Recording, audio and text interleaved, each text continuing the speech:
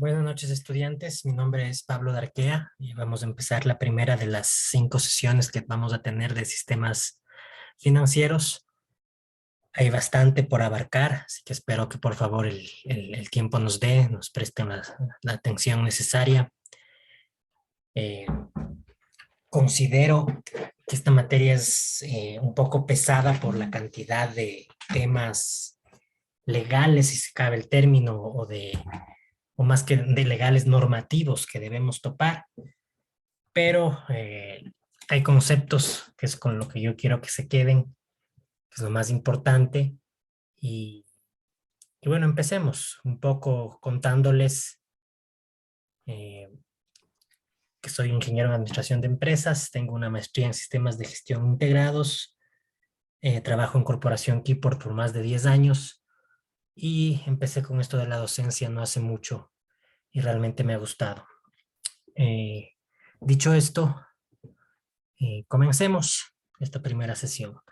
Como les dije, con un poco de conceptos. Nos vamos a ver un poco del enfoque constitucional y legal del sistema financiero, a que entiendan la normativa, la estructura, más allá de qué ley es o qué ley no es, entender el funcionamiento, la estructura, su normativa, no es necesariamente recitar o necesario recitar artículos legales. Aquí van a aparecer algunos, pero lo importante es que ustedes entiendan la estructura del sistema financiero. El Código Orgánico Monetario y Financiero fue expedido mediante publicación en el segundo suplemento del Registro Oficial en el 2014. ¿Cuál era su objeto? Regular los sistemas monetarios y financieros, así como los regímenes de valores y seguros del Ecuador. ¿Qué regula? ¿Cuál es la legislación que regula el sistema financiero? El Código Orgánico Monetario y Financiero. El ámbito busca establecer las macropolíticas, regulaciones, supervisión, control, rendición de cuentas, que es algo muy importante hoy en día, que rige los sistemas monetarios y financieros, así como los regímenes de valores y seguros, el ejercicio de sus actividades y la relación. En resumidas cuentas, por favor, les pido poner en silencio sus micrófonos. En resumidas cuentas, lo que busca este código orgánico es establecer las reglas de juego entre los prestadores de servicios financieros y sus clientes. Por favor, no les quiero silenciar a todos. Lo que busca realmente el ámbito es establecer las reglas de juego entre los prestadores de servicios financieros y los clientes, a más de la relación de ambos, clientes y prestadores de servicios financieros, con el Estado. El Estado es parte importante del sistema financiero, ya vamos a, y de valores, ya vamos a entender cómo, aparte de su rol obvio de regulador. Este código orgánico consta de 520 artículos, 18 disposiciones generales, 37 disposiciones reformatorias que reforman a su vez a 36 cuerpos legales, 30 disposiciones derogatorias con las que deroga 28 leyes, un decreto supremo, artículos de otra ley, 42 disposiciones transitorias. Entendamos que está compuesto el Código Orgánico Monetario. No es la intención de este curso que ustedes se sepan los 520 artículos. Se estructura de la siguiente manera. En el libro primero se conforman las disposiciones correspondientes al sistema monetario y financiero contenidos en los títulos 1, 2 y 3 del propio código. En el libro 2, la ley de mercado de valores con todas las reformas aplicables. Y la número 3, la Ley General de Seguros con todas las reformas aplicables. Como les dije en un inicio, el Código Monetario, aparte de regular al sistema financiero, también lo hace con el de valores, con el de seguros, las instituciones que los prestan, su relación con el cliente y lo más importante, el rol del Estado. el rol que juega el Estado con ellas. En el libro 1 tenemos 3 títulos: sistema monetario, sistema financiero y un tercer título que es un capítulo de los cheques, que establece las disposiciones sobre cheques ante la derogatoria de la ley de cheques. Básicamente tenemos dividido el sistema monetario, que sería a grosso modo, para que ustedes me comprendan, el Banco Central, sistema financiero, la banca y las cooperativas, y un capítulo denominado exclusivamente para el manejo de los cheques como un papel financiero tan importante y corriente en estos días. Aunque hoy ya no se usa tanto los cheques como antes, todavía siguen siendo una moneda importante de pago entre empresas.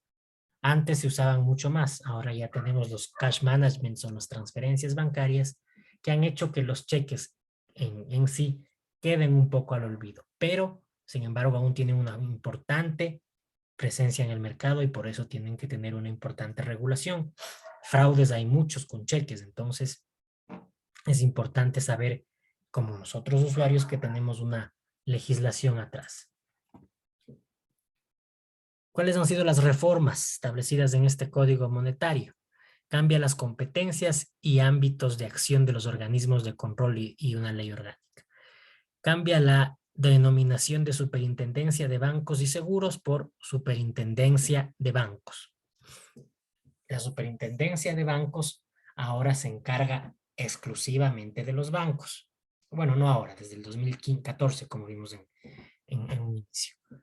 Antes, cuando yo estudiaba esto o manejaba estos temas, en un inicio la superintendencia de bancos también regulaba el marco de los seguros. Porque ahora la superintendencia de compañías y valores es la superintendencia de compañías, valores y seguros.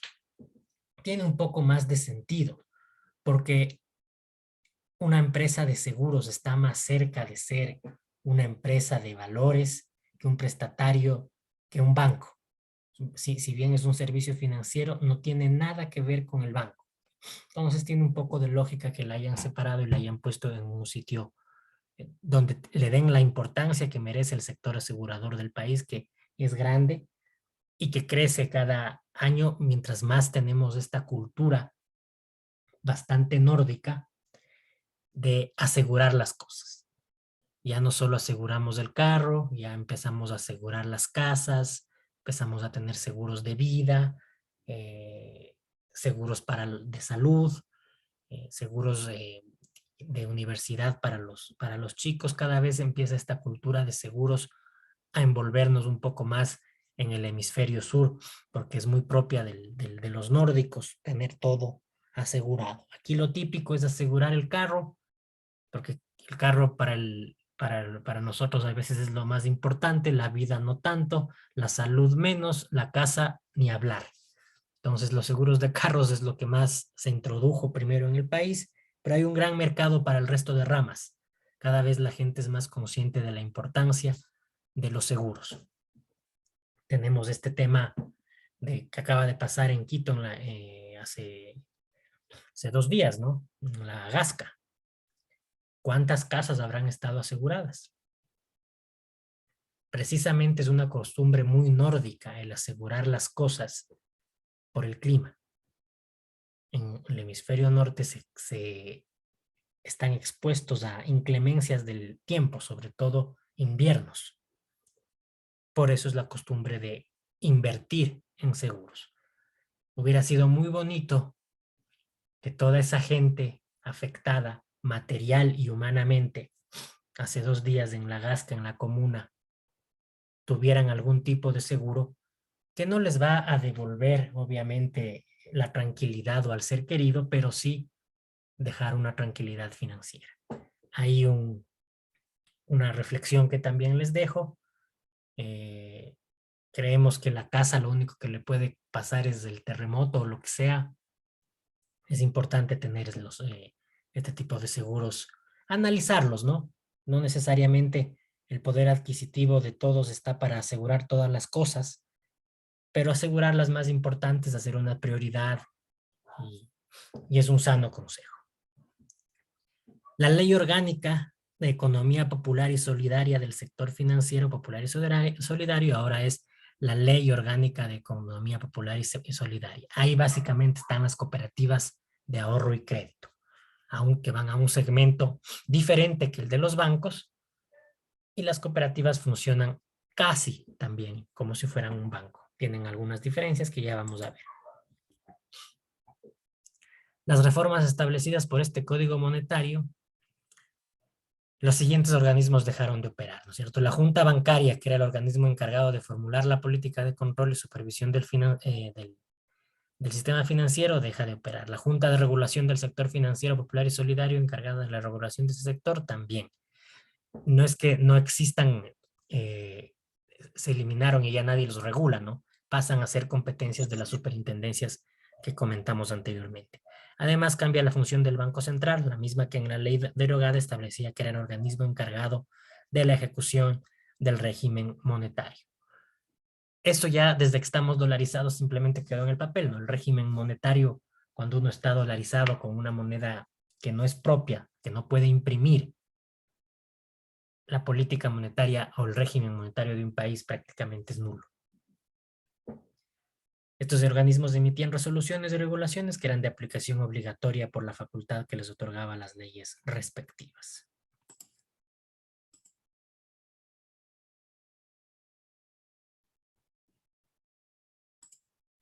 Algunas derogatorias son codificación de la ley sobre el Banco Ecuatoriano de la Vivienda y las asociaciones mutualistas de ahorro y crédito para la vivienda, Ley General de Instituciones del Sistema Financiero, Ley Orgánica del Régimen Monetario y Banco del Estado y solo ley reformatoria, Ley sustitutiva del Instituto Ecuatoriano de Crédito y Becas, el famoso IESE, que ya dejó de operar, como ustedes saben, Ley Orgánica de la Corporación Financiera Nacional, Ley Orgánica del Banco Nacional de Fomento. Algunas de estas instituciones fueron reemplazadas con éxito, otras no tanto. Eso ya es más un análisis económico y político que cada uno deberá hacer. En la disposición transitoria 16ª se establece que el Banco del Estado, el Banco Nacional de Fomento, la Corporación Financiera Nacional y la Corporación Nacional de Finanzas Populares y Solidarias continuarán operando de acuerdo con sus leyes de creación hasta que el presidente expida los correspondientes decretos ejecutivos, mediante los cuales el organismo liquide las entidades del sector financiero público y se otorgue las autorizaciones y permisos de funcionamiento conforme a las disposiciones de este código. Eso todavía no ha sucedido para todas estas instituciones a pesar de los cambios de gobierno, y ojalá no suceda, porque depender únicamente del sistema financiero privado no es equitativo para el mercado. A partir de esta vigencia de este código, el IESE dejó de operar mediante decreto ejecutivo y se creará una nueva institución pública encargada de la administración de becas, seguimiento y asesoría, y el instituto seguirá actuando de acuerdo a su ley constitutiva, pero ya lo de los créditos ya no lo hace. Pasaron a manejarse a través del Banco del Pacífico. La nueva institución pública será sucesora del derecho del instituto del IESE, asumiendo su patrimonio, derechos, obligaciones, contratos y demás, como cuando suceden estas cosas. La nueva tiene que hacerse cargo de todo lo anterior. Algunas que se derogaron fueron incorporadas dentro del marco legal: Ley General de Instituciones del Sistema Financiero, Ley de Cheques, Ley de Almacenes Generales de Depósitos. Este código monetario, ya terminamos con esta parte un poco pesada de saber su estructura. Entendamos mejor sus objetivos. Potenciar la generación de trabajo, la producción de riqueza, su distribución y redistribución. Por eso les decía que no necesariamente es bueno que todo el sistema financiero esté en manos privadas, que toda la banca sea privada y no tengamos opciones de banca pública, porque ahí no, al privado, como es normal, y todos los que estudiamos administración de empresas, ustedes, yo, sabemos que el objetivo de la empresa privada es generar utilidad, generar lucro. Y para generar utilidad hay que deshacerse de costos innecesarios, de malas inversiones y de clientes peligrosos o no deseados. Sin embargo, si solo tenemos un sistema financiero privado, esos clientes, esas malas inversiones, nunca van a ser atendidas. Por eso es que toda institución pública no se ve o no se maneja desde el ámbito de utilidad, sino del ámbito, se maneja o se debería manejar desde el ámbito social y de servicio. Si yo estoy brindando un servicio a un segmento de mercado al que la banca privada no hace caso, pues para eso está. Y así con todas las instituciones públicas que deberían existir para atender a todo ese segmento de mercado que no podemos o que no puede acceder a los servicios privados. Entiéndase desde el IES, el BIES y todos los servicios públicos. Número 2. Asegurar que el ejercicio de las actividades monetarias, financieras, de valores y seguros sea consistente e integrado. Darles el marco regulatorio. Obviamente, trazar las líneas en la cancha para que nuevamente, si las empresas privadas no se regulan, ¿quién defiende a los clientes? ¿Quién defiende a los usuarios? Este marco legal busca eso, porque en busca de la maximización de utilidades, las empresas privadas muchas veces olvidan que deben dar un servicio. 3. Asegurar los niveles de liquidez de la economía para contribuir al cumplimiento del programa económico. Obviamente el Banco Central está para eso. Saber cuántos dólares están circulando y que sean suficientes para mantener el sistema andando y la propia dolarización. Busca también procurar la sostenibilidad del sistema financiero nacional y de los regímenes de valores, garantizando el cumplimiento de obligaciones de cada uno de los sectores que lo conforman. Nuevamente, marco regulatorio, reglas de juego. Mitigar los riesgos sistémicos y reducir las fluctuaciones económicas. Eso es lo que busca la macroeconomía, un Estado al manejar la economía, al crear las instituciones, al crear las leyes, lo que busca es establecer una economía estable. Como ya vimos, proteger derechos de usuarios de servicios financieros, de valores y seguros. Esa es la idea de irregular, porque recordemos que si no se regula, la empresa privada está para generar utilidades. Y si le dejamos generar utilidades sin un marco, no cumple después el servicio para el que está creada. Profundizar el proceso de constitución de un sistema económico, social y solidario en que los seres humanos son el fin de la política pública. Toda política pública tiene como fin el ser humano. Entonces, eso es lo que se busca, ¿no? Con las políticas nuevamente públicas. Los segmentos, salgamos un rato de nuestra comodidad o de nuestra burbuja y pensemos en los segmentos que no pueden acceder a los sistemas o servicios privados. Para eso está el sistema público. Fortalecer la inserción estratégica a nivel regional e internacional. Así es, desde aquí se deben trazar las líneas de acción de lo que es importaciones, exportaciones, tratados, posibles tratados y relaciones bilaterales económicas con otros países. Obviamente, siempre articulándose con el Ministerio de Finanzas y la Cancillería. Fomentar, promover y generar incentivos a favor de las entidades de la economía popular y solidaria, que son las que más necesitan y están encargadas de llegar a ese fin público.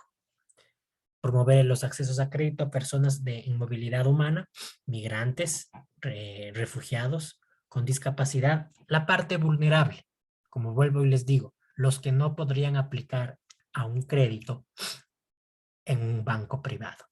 De eso se debe tratar los servicios públicos. En general, en el caso que nos consta ahora, servicios financieros. Sus principios. La prevalencia del ser humano por sobre el capital. Está bonito escrito, veamos qué tan cierto se hace en estos años por venir. La subordinación del ámbito monetario, financiero, de valores y seguros como instrumento al servicio de la economía real, que es la economía real la que mueve el país diariamente. Aquí lo que trata de evitar es que caigamos en especulaciones de financieras o de valores. Debe estar apuntado a proteger la economía, no a promocionar ni crisis que beneficien a unos y perjudiquen a otros, o especulaciones que hacen exactamente lo mismo.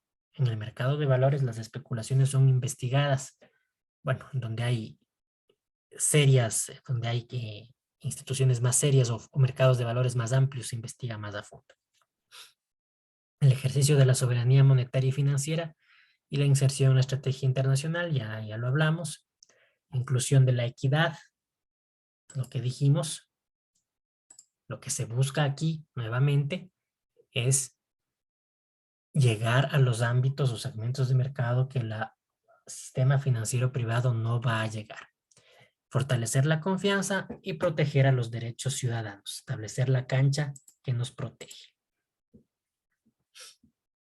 La política, la formulación de políticas y regulaciones en materia monetaria, crediticia, cambiaria, financiera, así como de seguros y valores, es facultad privativa de la función ejecutiva, presidente de la República, y tiene como objetivos los determinados en los artículos tal y tal de la Constitución de la República y los establecidos en el Plan Nacional de Desarrollo. Exactamente, todo el tema financiero, crediticio, tributario, de seguros, de valores, siempre está de la mano de las decisiones de la Presidencia de la República. Por eso es que es un puesto tan ambicionado políticamente, tanto por industriales, banqueros, fábricas, hacendados, etcétera, porque estar ahí o tener un representante suyo ahí me permite guiar las políticas financieras de todo un país, posiblemente a lo que más le convenga a mi sector. Eso es lo que se debería evitar siempre, beneficiar a unos perjudicando a otros. Con la expedición de este código monetario se creó la Junta de Política y Regulación Monetaria y Financiera, que reemplazó la Junta anterior. Este organismo es parte de la función ejecutiva, le responde al presidente y es responsable de formular las políticas públicas y la regulación y supervisión monetaria, crediticia, cambiaria, financiera, de seguros, valores, todo. El quien es presidente de la República tiene esa capacidad de dirigir todo el sistema financiero a donde mejor sus intereses le indiquen, que deberían ser, en la mayoría de los casos, los intereses de la nación. Deberían ser. Y reemplaza en estas funciones al Banco Central del Ecuador. Le quita fuerzas a un banco bastante técnico, con gente muy capaz, y le da más un manejo político.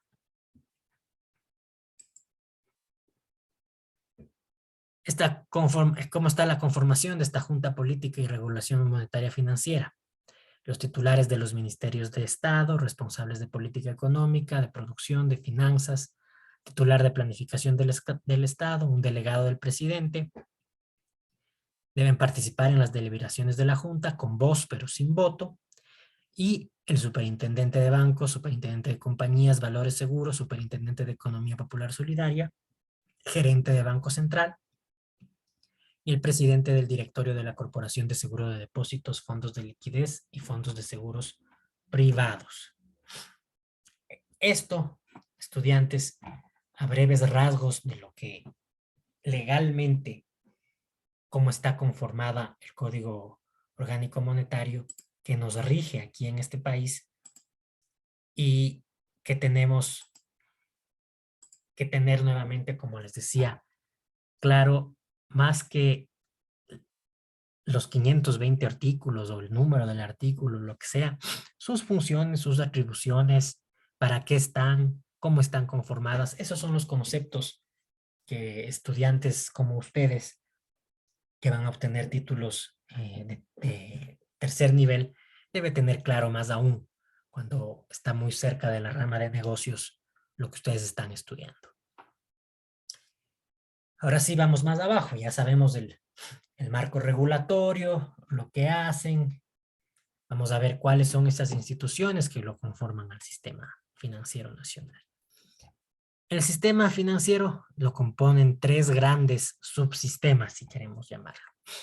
El sistema público, como yo les dije, importantísimo, aunque ahora debilitado, pero es importantísimo que exista, porque como les decía, no todos podemos acceder o no todos somos segmento de mercado de los bancos privados y de las cooperativas.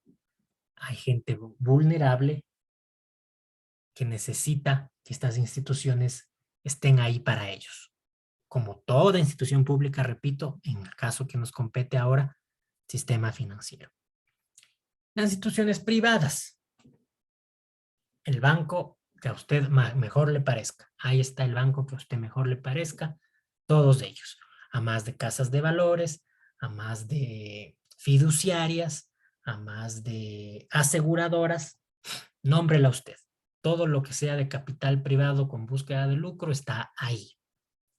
Y es correcto que exista, ayuda mucho a dinamizar cualquier economía. El tema, como les digo siempre, es que cuando las empresas privadas buscamos el lucro, dejamos de lado segmentos de mercado que también necesitan ser atendidos, pero que ninguna empresa privada se va a meter a hacerlo porque no es negocio, simplemente. Así es esto. Para eso hay que equiparar siempre un sistema público fuerte.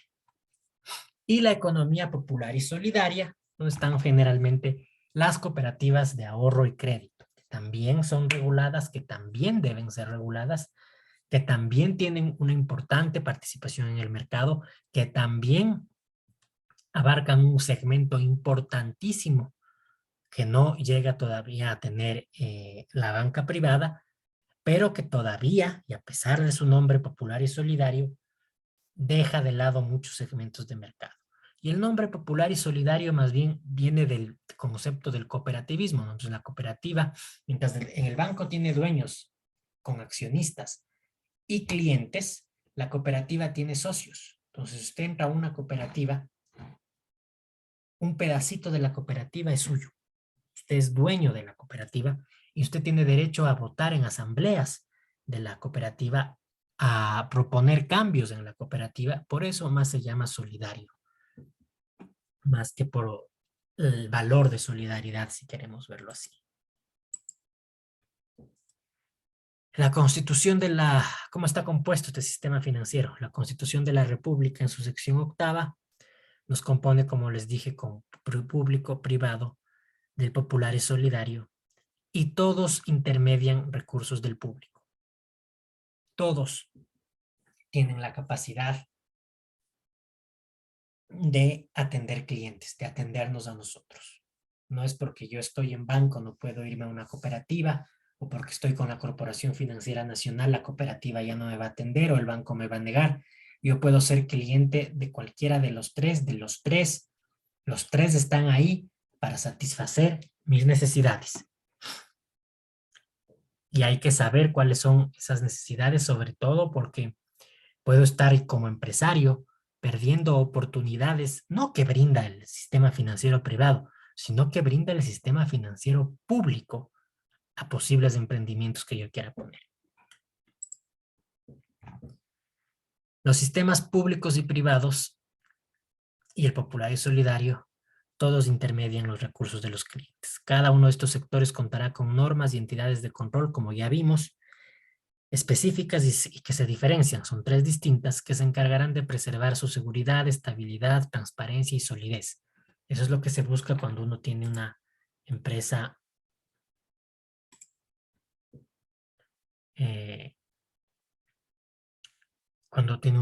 financiera.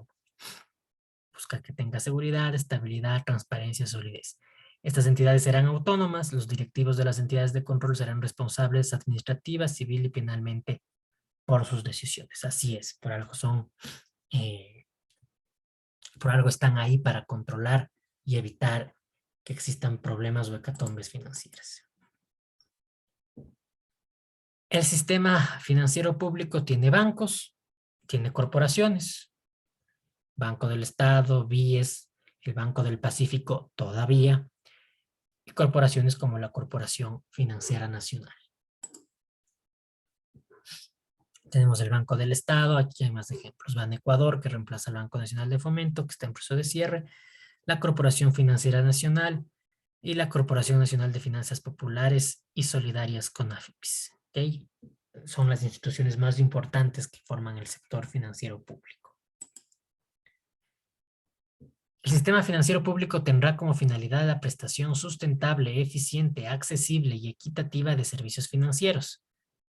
El crédito que otorgue se orientará de manera preferente a incrementar la productividad, así es, y competitividad de los sectores productivos que permitan alcanzar los objetivos del Plan Nacional de Desarrollo y de los grupos menos favorecidos, a fin de impulsar su inclusión activa en la economía.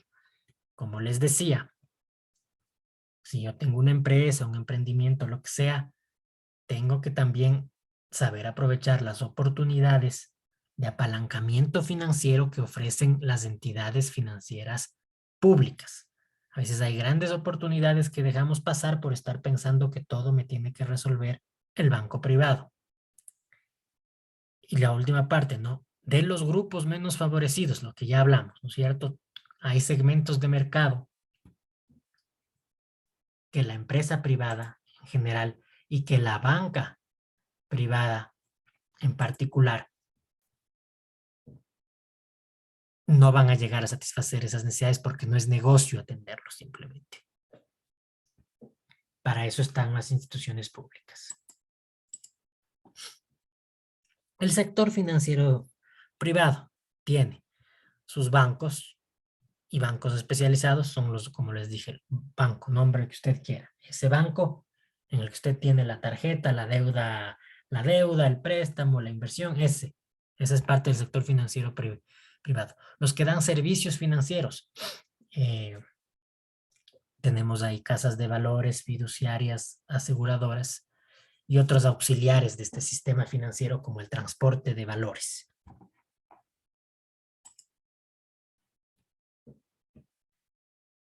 Los bancos múltiples y especializados, que es un banco muy múltiple, es la entidad financiera que tiene operaciones autorizadas en 2 o más segmentos de crédito. La mayoría de los bancos comerciales que tenemos aquí son múltiples. El banco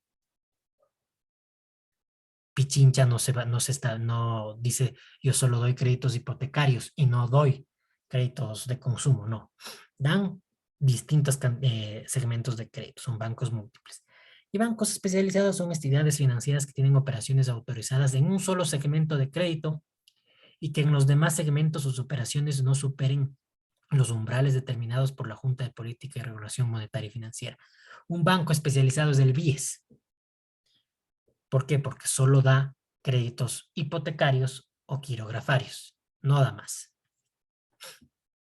Los servicios financieros, almacenes generales de depósito, casas de cambio, corporaciones de desarrollo de mercado secundario, hipotecas, etc. Servicios auxiliares del sistema financiero, software bancario, transaccionales, transporte de especies monetarias y de valores, como les decía, los vehículos blindados, empresas de cobranzas, de pagos, redes de cajeros automáticos. Banred, por ejemplo, es un sistema o una empresa auxiliar al sistema financiero. Contables de computación, esta empresa india Tata, que se encarga de toda la tecnología del Banco del Pichincha, es de eso mismo. Y otra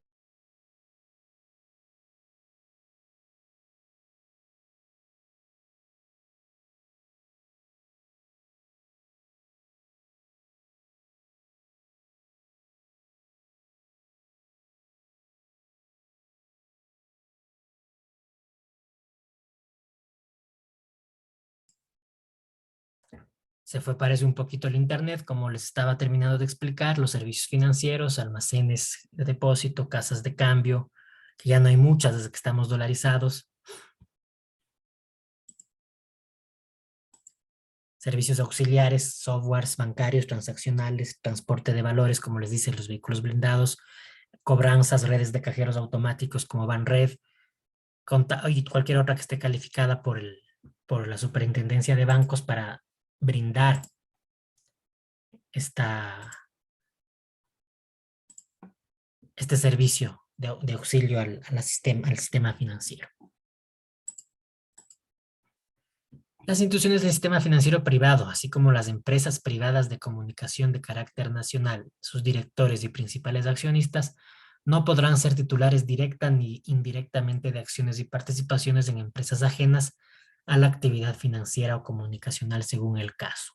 Esta es una ley que se puso que el que tiene un medio de comunicación no puede tener intereses, acciones, trabajo o ser representante en ninguna empresa del sistema financiero y viceversa, ¿no? Es lo que le obligó al grupo Pichincha a vender Teleamazonas, básicamente. A pesar de que siga teniendo influencia en las decisiones del canal, en papeles ya no es parte del grupo.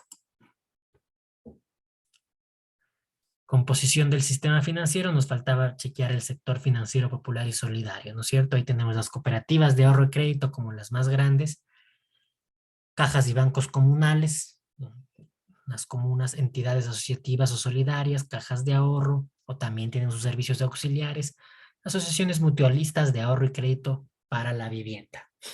Estas son de carácter popular y solidario. Por su composición, como les dije, no necesariamente es que uno está ahí están ellas para un segmento bajo, no necesariamente, pueden tener clientes de empresas y de mucho dinero, más es el nombre por su composición, su conformación societaria. Un socio de una cooperativa es dueño de la cooperativa. El sector financiero popular y solidario se compone de cooperativas de ahorro y crédito, entidades asociativas, cajas comunales. Las iniciativas de ese sector y las del micro y pequeñas y medianas unidades productivas recibirán un tratamiento diferenciado y preferencial del Estado en la medida en que impulsen el desarrollo de la economía popular y solidaria. Eso es, como les dije, lo que debería buscar toda política pública, es esa inclusión. Y ellos que están más cerca de que los bancos a esos segmentos merecen un trato diferenciado y se les da un trato diferenciado. Los integrantes del sistema financiero, las inversiones de las instituciones de este sistema financiero pueden ser subsidiarias o afiliadas. ¿Qué es una subsidiaria? Es aquella sociedad con personería jurídica en la cual un banco, corporación, caja central, cooperativa de ahorro y crédito o asociación, etcétera, tiene una participación accionaria directa o indirecta superior al 50% del capital suscrito y pagado de esa compañía. Entonces ahí se puede llamar que es una subsidiaria, porque la empresa A es dueña del más del 50% de las acciones de la empresa B. Y una afiliada es aquella sociedad con personería jurídica propia en la cual un banco, corporación, cualquiera de ellos, tiene una participación directa o indirecta inferior al 50%, pero no menor del 20% del capital suscrito pagado, y en las que ejerce influencia en la gestión por la presencia de accionistas, directores, administradores o empleados. O sea, para ser subsidiaria, si yo soy el banco A y el banco B lo compro en más del 50%, se convierte en mi subsidiaria.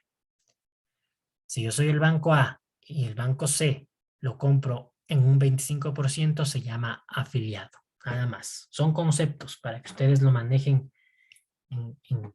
correctamente al hablar de los mismos. Los respectivos organismos de control serán los encargados de regular estas disposiciones de conformidad con el marco constitucional y normativo vigente. Ellos son los que tienen que revisar cuál es subsidiaria, cuál es afiliado, que el dueño del canal no sea dueño del banco, viceversa, no tengan directores, empleados cruzados, etcétera. Que se cumpla la ley, básicamente. Se prohíbe la participación en el control de capital, la inversión o el patrimonio de los medios de comunicación social a entidades o grupos financieros, sus representantes legales, miembros de su directorio y accionistas. Si usted es accionista de un banco, no puede ser accionista de un canal o trabajar en uno. Es así de sencillo. Y viceversa.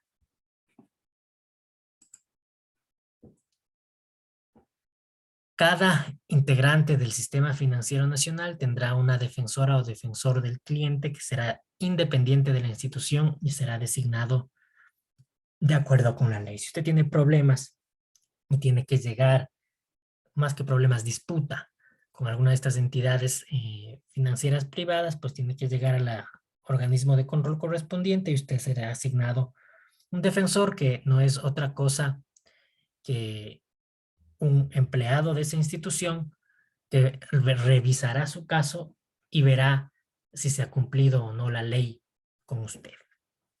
Eso nos quiere decir así. Por eso, como yo les digo, Lo importante aquí siempre será conocer, más allá de lo que en esta clase podamos aprender sobre normativa, leyes, códigos, es que ustedes conozcan los conceptos para que se aprovechen de estos conceptos tanto en sus actividades personales, profesionales o empresariales, ¿no? Como les he dicho, a veces es importante estar empapado de qué hace, qué ofrece un banco del Estado o una corporación financiera nacional, porque a mi empresa le puede convenir más trabajar con ellos que con la banca privada.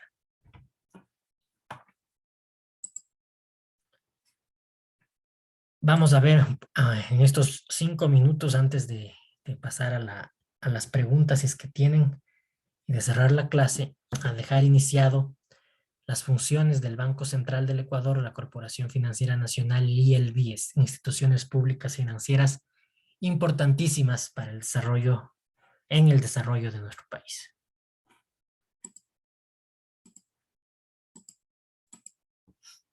Las finanzas públicas en cualquier país del mundo tienen que ver con el funcionamiento de un Estado. Cuando uno habla de finanzas públicas es todo lo que el Estado tiene para gasto corriente, inversión, desarrollo, etcétera. Las finanzas públicas involucran cómo el gobierno distribuye ese gasto y cómo obtiene los recursos a través de los impuestos. Cómo se financia un Estado por impuestos y por venta de activos. En nuestro caso, el activo más importante que vendemos es el petróleo, ¿no es cierto? Las finanzas públicas estudian todo lo relacionado como la forma de satisfacer las necesidades que demanda la comunidad. Eso es lo que busca, que toda la comunidad, que toda la sociedad esté atendida por el servicio financiero. No es lo mismo que el propósito de un banco privado, nuevamente. El banco privado va a buscar el segmento de mercado que le haga maximizar su utilidad. Las finanzas públicas se enfocan en la obtención de los ingresos y cómo vamos a gestionar también la deuda, ¿no? Así como las empresas, las personas, los estados también se endeudan para cumplir con sus objetivos. ¿Qué es la gestión de las finanzas públicas? Es un proceso integral que abarca todos los aspectos de la administración de los recursos públicos: planificación territorial, elaboración y aprobación de presupuestos, control de rendición de cuentas. Es decir, explica cómo el gobierno planifica a corto y largo plazo y cómo determina el gasto, con qué ingresos se va a financiar, cómo lo monitorea. Como toda gestión, la gestión de finanzas públicas es la planificación, la ejecución y el control de todos los dineros públicos que tiene el Estado. Tiene que haber una planificación, tiene que haber una ejecución y posteriormente va a tener que siempre haber un control para saber en qué se gastó y si se cumplió el plan y si el plan fue adecuado. El sector financiero de la gestión pública, hay la clasificación del sector público, el sector público no financiero y las entidades de seguridad social. Las entidades de seguridad social, importantísimos, porque igual que las aseguradoras no cumplen con las expectativas de todo el segmento, todos los segmentos de mercado de un país, pues la seguridad social está ahí para eso. Para los que no tenemos acceso a las aseguradoras privadas, nos beneficiemos de un seguro social. El sistema financiero de gestión pública. Arriba la Constitución del Ecuador. Tenemos el marco legal del sistema de la gestión pública, el Plan Nacional de Desarrollo que debe realizarlo cada gobierno, el Código Orgánico Monetario y Financiero que vimos ya anteriormente, que nos regula específicamente todo esto, y la LOES, la LOCEP, la Ley de Justicia, la legislación que le aplica al funcionario público. El funcionario público puede hacer todo lo que la ley le permite o lo que está escrito en la ley. No es como las personas privadas que podemos hacer todo lo que no infrinja la ley, podemos hacer. Ellos solo pueden hacer lo que está escrito. Son dos cosas muy diferentes. Y por eso está la LOES, la LOCEP, Ley de Justicia y demás. Porque están tratando además con dineros públicos, ¿no? El Banco Central en cualquier nación es una institución que emite, administra la moneda legal de un país, función que ya no tenemos desde que estamos dolarizados. El Banco Central es el prestamista de última instancia, tanto para el sector privado como para el sector público. Así es. Ahí está guardado el dinero de un país, y si nos acordamos del salvataje bancario de hace 20 años, pues de ahí se sacó el dinero, o sea, de dinero público. Evalúa, monitorea, controla permanentemente la cantidad de dinero de la economía para lo que lo utiliza y como herramienta del encaje bancario. Tiene que analizar la cantidad de dólares, en nuestro caso, que está circulando y dar alertas de si algo está pasando o se necesita inyección de liquidez o hay sobre liquidez, etcétera, y a temas mucho más técnicos. Y el encaje bancario, ¿no? Guarda ahí la garantía de que los bancos privados tienen que depositar ahí una garantía de que pueden responder por los depósitos de sus clientes. Controla el sistema monetario, dinero, los créditos, fijando tasas básicas de interés y cambiarias. Si tuviéramos moneda de cambio, ya no la tenemos, ya esto de la tasa de cambio desde que estamos dolarizados ya no existe. Pero las tasas de interés vienen dictadas desde ahí. Y los bancos tienen, ya saben, el negocio de los bancos es la diferencia entre tasa activa y tasa pasiva es su utilidad. Y creo que lleguemos hasta ahí en esta clase para analizar más sesudamente las instituciones públicas financieras la siguiente clase y poder seguir avanzando. Voy a estar conectado hasta las 8 de la noche. Si tienen preguntas, me las pueden hacer. Si no, yo les agradezco y nos vemos en la siguiente clase.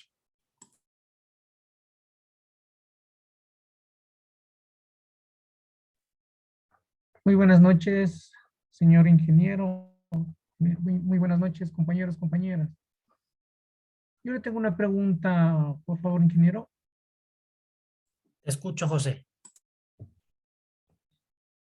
En nuestro país ya existe, o sea, es pregunta si es que ya existen empresas o aseguradoras que al mismo tiempo aseguren los vehículos, casas, seguros personal, seguros médicos.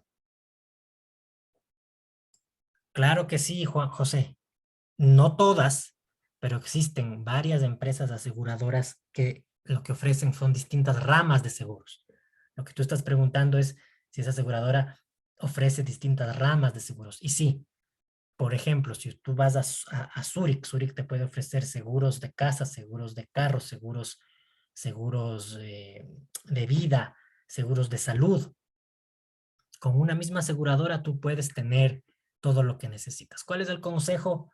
Y es lo que hacen las empresas. Y si las empresas lo hacen para maximizar o minimizar sus costos, las personas naturales también deberíamos hacer, es no ir directo a la aseguradora, sino ir a los brokers. Los brokers tienen la relación con las aseguradoras y siempre nos van a buscar, ellos comisionan obviamente, pero siempre nos van a buscar la mejor opción. Yo, por ejemplo, en la oficina tenemos un broker de seguros que se llama Tecniseguros y cada año nos ayuda con los temas del seguro de autos, por ejemplo. Y cada año por poco tenemos una nueva aseguradora porque ofrece mejores condiciones y el broker nos ayuda en ese sentido. Pero sí, una misma aseguradora te puede ofrecer varias ramas.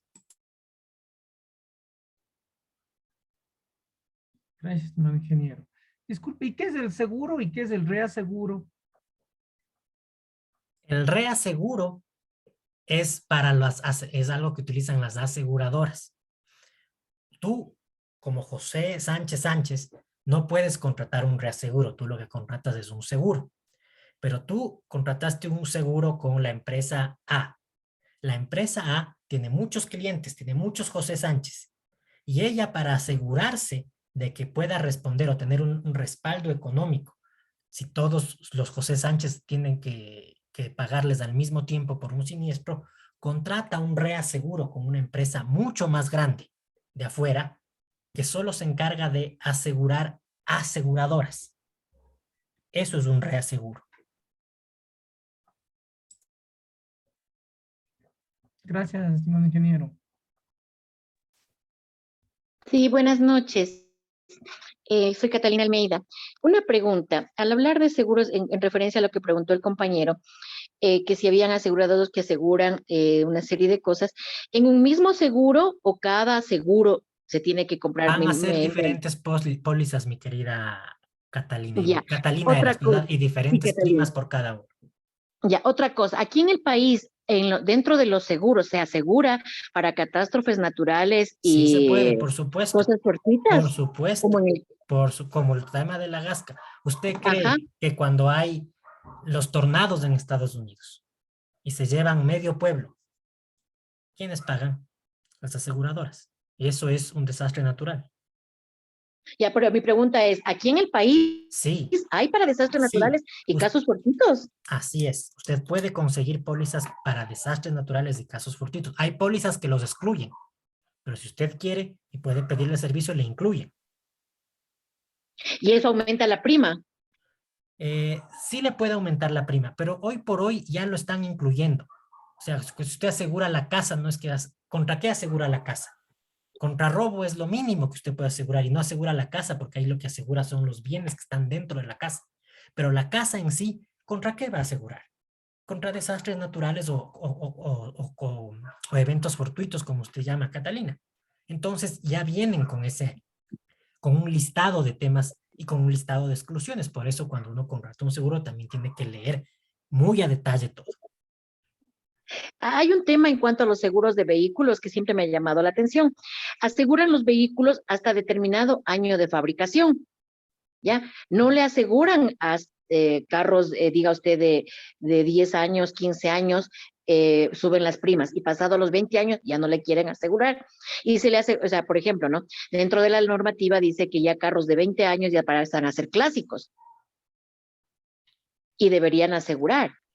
Verá, yo conozco aseguradoras que sí aseguran, lo cobran más nada más.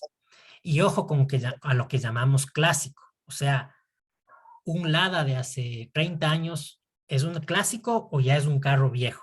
Entonces ahí ya vienen diferentes conceptos que cada aseguradora va a tratar y y necesariamente usted va a tener que negociar con ellos.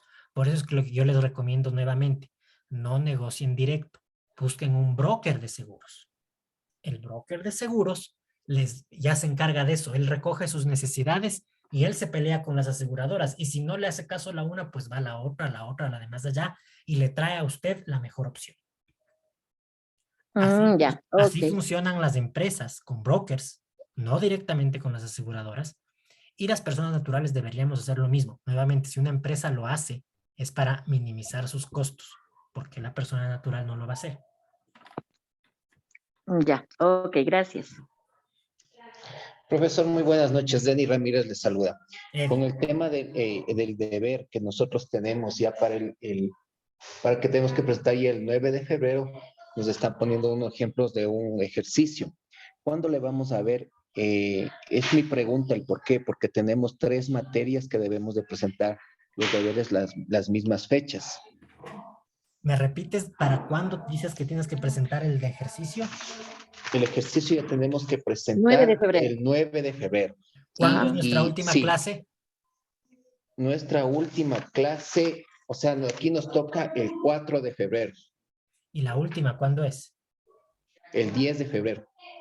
Ya, Pero, yo pero el tema es que nosotros ya o sea, quisiéramos adelantar. ¿Por qué? Porque tenemos 3 materias que debemos de presentar las mismas fechas de deberes. Yo me voy a organizar para tratar de topar este tema máximo, ese tema del ejercicio máximo en la tercera clase. No te preocupes. La tercera clase, profesor, usted me está Máximo. diciendo que Y la no es decir, tercera clase es el 7 de febrero. así O es, sea, como yo máximo. sí, exacto, por favor, porque como le digo, ya tenemos que presentar el 9 y para el 9 Me debemos de queda claro, no te presentar preocupes. tres Me queda claro materias. tu Ok, inquietud y es válida. Como te digo, muchas máximo el 7 gracias. de febrero topamos ese tema siendo así.